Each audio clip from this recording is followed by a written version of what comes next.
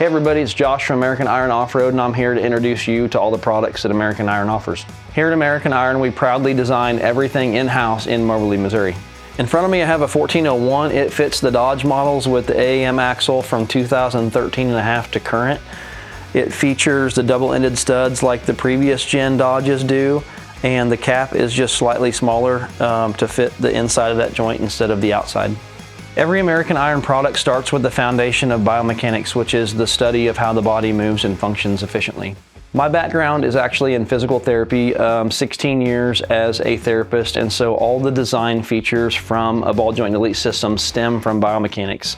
So in biomechanics, we have these theories of stability and mobility, and they don't actually come together. So if you increase the stability of a joint, you take from its mobility and vice versa. So an example of that is a shoulder joint versus a hip joint.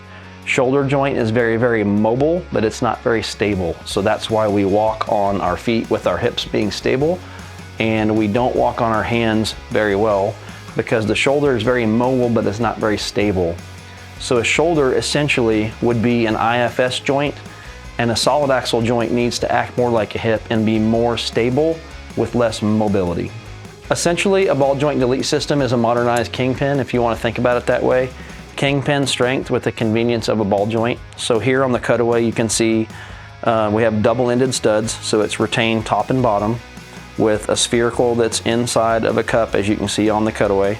And it's got a seal and a Delrin shim on the top to completely seal it and keep it where it needs to be. With the exception of the Dana 60, which we'll get into later, the ball joint delete systems feature a double-ended stud.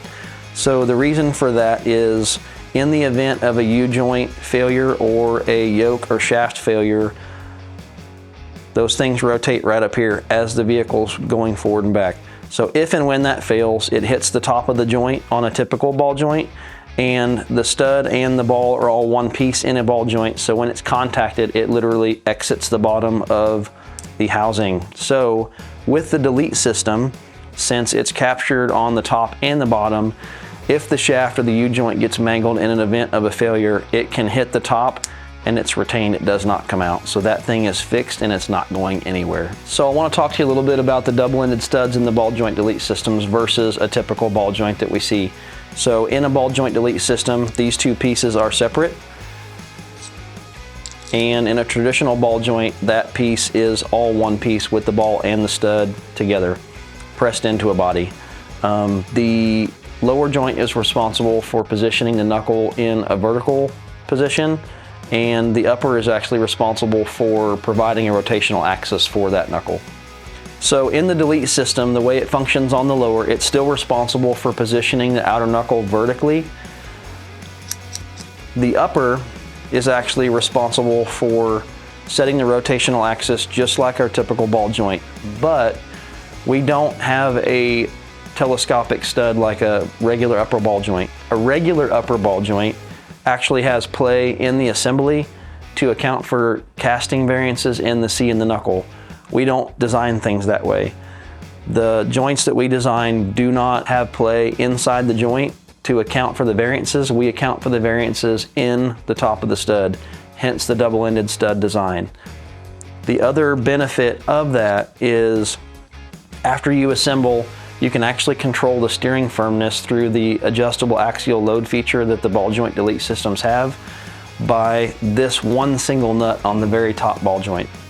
By doing the steering firmness adjustment design, you can actually help stabilize that joint like we talked about earlier, stability versus mobility. And so you can actually help stabilize that joint 5 foot-pounds at a time to control steering firmness. And what that does is it applies axial load to the spherical bearing in the top, and you can help eliminate some of your wandering and death wobble even in that aspect. What we typically see on the trail with a ball joint failure is a U-joint or a shaft has broken and contacted the lower ball joint, and that means the whole outer is coming off of that vehicle. In a ball joint delete system, we've eliminated that problem altogether. We've seen shafts break and U-joints break and it can contact the upper, but since the double-ended stud is there, that whole thing can't come out because we are captured on the top and the bottom. One of the reasons the Delete system is superior than some of the other joints out on the market is we keep it super simple. You do not need set screws, wiper seals, all this adjustment stuff unless you like adjusting more than you do driving. Literally, there is a greased spherical, C-clip, seal, shim, nut. There is not a bunch of complicated little parts in there to fail and wear. One of the advantages of a Delete system is once this cup's pressed into the axle, you can actually rebuild this assembly by not even pressing everything out. You literally remove the C-clip and remove the bearing. New bearing goes in and you reassemble with the C-clip, the seal, shim. You actually don't even have to remove the stud because it's already seated in the knuckle. You literally slide it right back up through, and your rebuild kit comes with new nylocks. Some of the benefits of a rebuildable joint is you're not paying for a whole nother ball joint when you don't really need a whole nother ball joint because you don't need to press it out. So a rebuild kit comes with all the internal pieces that you need. For each joint, you have a spherical, a C-clip, a seal, a shim, and new nylocks. That process is about twice as fast as actually pressing out an old ball joint because the downside of replacing joints is pressing out the old joints.